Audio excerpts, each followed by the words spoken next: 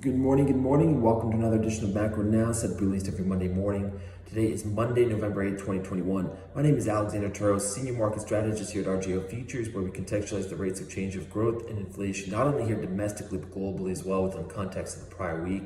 So with that said, we'll start with the global currency market. Take a look at the US dollar index, which had only its second up week in the last five, up 0.2% on the week as it signaled immediate term overbought within its bearish 90-day trend duration. If you take a look at the euro versus the US dollar, that was up 0.1% on the week as it continues to teeter between trend. Moving along to the Japanese yen, that had a counter trend bounce at 0.6% on the week as it continues to signal and reiterate its bearish 90-day trend duration. Moving along to the British pound versus the US dollar, that was the big mover on the week last week, down minus 1.3% on the back of the Bank of England, the BOE's head fake on a hawkish rate hike, which put the British pound back down into bearish trend. And noting lastly on the Canadian commodity-oriented currency, that corrected minus 0.6%, unsurprising considering, take a look at commodities, they did correct last week, minus 0.6% on the dollar versus the US dollar last week, but was reiterating its bullish 90-day trend duration. Moving along now and noting on the UK 10-year gilt yield, which hit cycle lows here on the back of the BOE.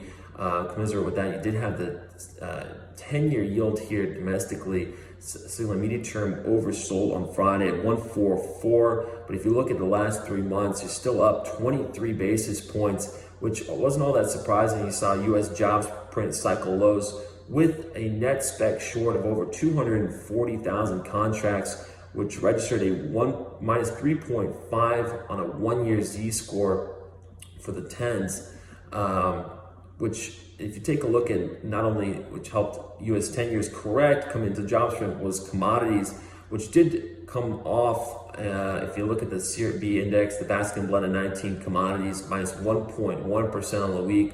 But if you take a look at its 3-month cycle return now at 9.2%.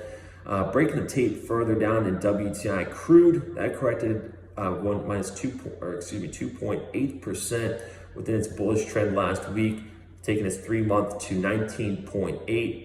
Copper has been somewhat of an outlier here, down by 0.6% last week, taking its 3-month to 0.2%.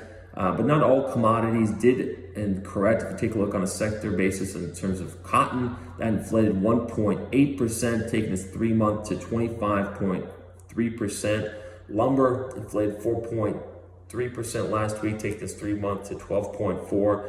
And just noting on gas, that reinflated 6% last week, and even something like silver has cut a bit in the last month, nearly 8%, including today's price action. And moving along now to the broader equity market here domestically, you had on Friday the 64th, 43rd, and 16th all-time closing high in 2021 for the SPY, the NASDAQ, as well as the Russell. That's on the back of high-yield OAS spreads, finished on the lows on the week at 284 over.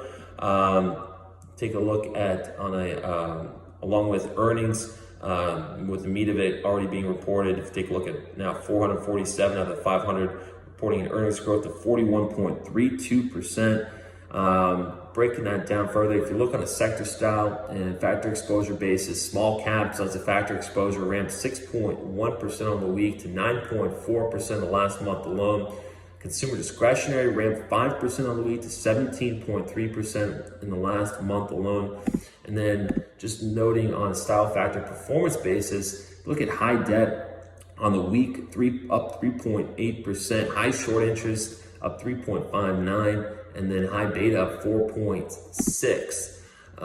That's on the back of some economic data prints and Chinese inflationary data. You take a look at European manufacturing, industrial production, GDP, as well as the U.S. inflationary readings this week. So with that, that's all we have for you today. If you have any questions or would like to follow up, please feel free to reach out to me directly. Otherwise, thank you for listening and keep your head up out there.